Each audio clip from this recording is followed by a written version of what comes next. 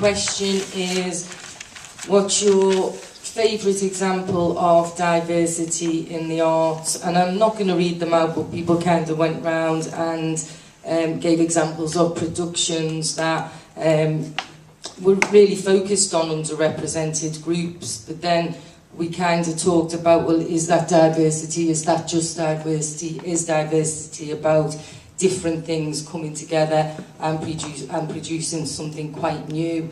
And then there was kind of a little debate discussion about whether the benefits of keeping things different and pure, if you like, versus the benefits of mixing and shaking things up a bit.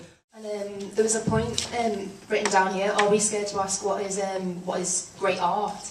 And what I've linked to that is, in our aim to be diverse, are we scared to ask, is it great art, or are we just giving to it so that we can tick off that box of that's diverse?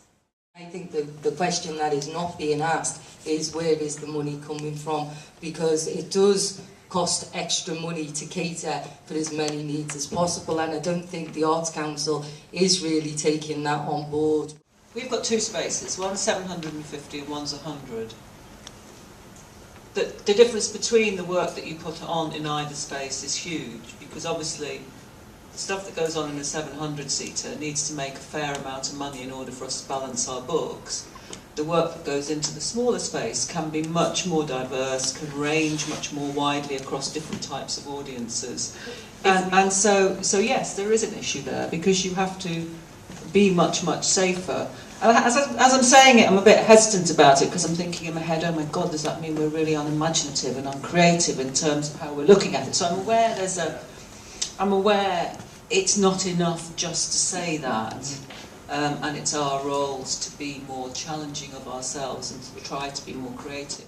Diversity, who's in and who's out, who's left out, and it's that point of we're all diverse, so we're all included and we're all left out, depending on the context that we're in. So we thought, it's a question, should it really be, what audiences are not engaging, and what are the reasons, and that probably needs to be looked at in much more depth.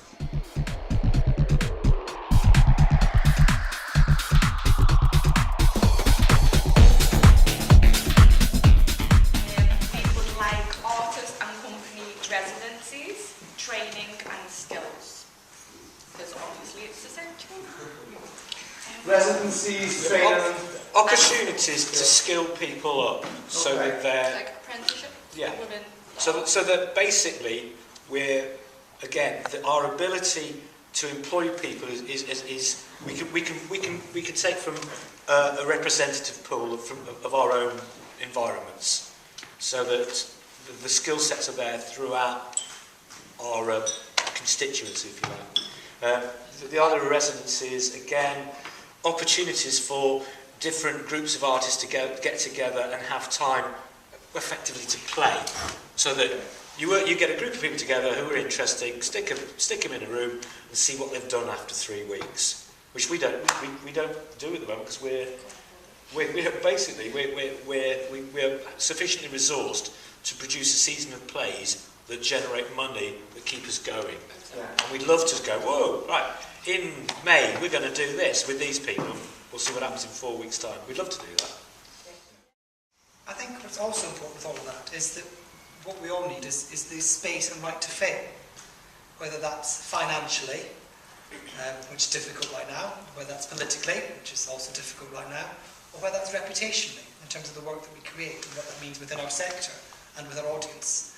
We need to feel we can take the risks, and we need to feel that failure is all right. The key to a varied and diverse programme is to work with varied and diverse artists, right the way across the board. So things like residencies for individuals, for companies, in associations, all those things that allow more people to come in and bring different ideas and energies in, certainly for a building like ours, are all things that will slowly start to turn around the programme in the long term. And also for lots of artists and companies, there's a real learning about working in larger auditoriums of 750 people and how you make those work and how you bring people in, and So to be able to have more people associated with us in an associate way would be fantastic.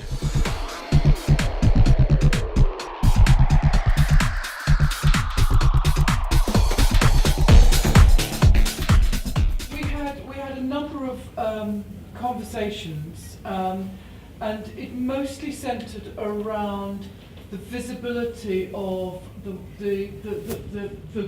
we use the word good work that is done, the work that is sometimes in the studio, the work that happens in communities, the good work versus the work that happens in the main house.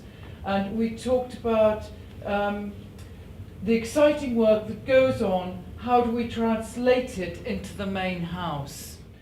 From the beginning of a conversation about those kind of good works that you do that are a short community project, and then you leave that community behind and you move on to another one, and how actually we hope to work with that community, that work with that community would not just help them, but that they would help you and inspire you as well, and that potentially that becomes the work for the main house, because the stories that you find there are interesting and exciting, and that might well work its way up to your board and then trickle back down to the work that you do all the time. But we also talked about there being quite a successful shift in thinking, in the fact that we're all here and having these conversations, but it's challenging that we haven't put those lines in our budgets that say access is part of everything and costs money. There has to be talent development routes for a range of diverse artists, which we all do as individual organisations, but to really make that work, we probably need to look at it as a sort of city, region-wide basis, make sure things are linked, make sure the offer's really transparent to artists in our regions about where they can get involved and what they can do, making the offer coherent, more visible, and linking also. Do you want to talk about from an independent artist point of view what we don't do well at the moment? I guess it's about access, about who to actually contact. Would the Royal Exchange be interested in my work, and why, perceiving it as a more white, middle-class, stereotypical venue that perhaps wouldn't do cutting-edge, experimental, more shocking work? And I guess it's about knowing who's interested in what kinds of work and what venues are prepared to talk to me and take risks and bring in trans people into their theatres, and how to get into a theatre and who to talk to is something that I wouldn't even know where to begin with. A lot of us on this table are very committed to the interaction between theatre that people watch and theatre that people, drama/theatre that people participate in. And the question we ask is, does the funding situation encourage that interaction sufficiently well? Because very often people will watch theatre more when they have the experience of doing it, and also people doing it then can enjoy participating in it. And we don't really think that the funding bodies have cracked that one. Our good practice ideal model is something like Queer Contact, which has been running for 3 years. It started as a festival and that is now thread throughout the year as part of an annual programme. And our challenge is, how do we get disparate groups who have differing religious ideas, possibly, to mix in the same room, in the same show, with the same audience, and have ownership of the building and space. Some of the examples we were talking about is a piece like this, if we're trying to get a quite conservative Islamic Somalian group to come in and share that space, and we're selling alcohol, and there are barriers that they need to either cross or we need to withhold before people can make that transition.